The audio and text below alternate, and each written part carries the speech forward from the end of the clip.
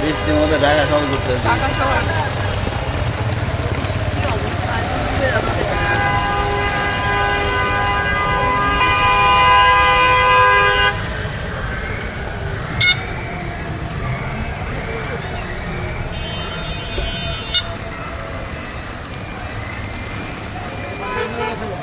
হ্যাঁ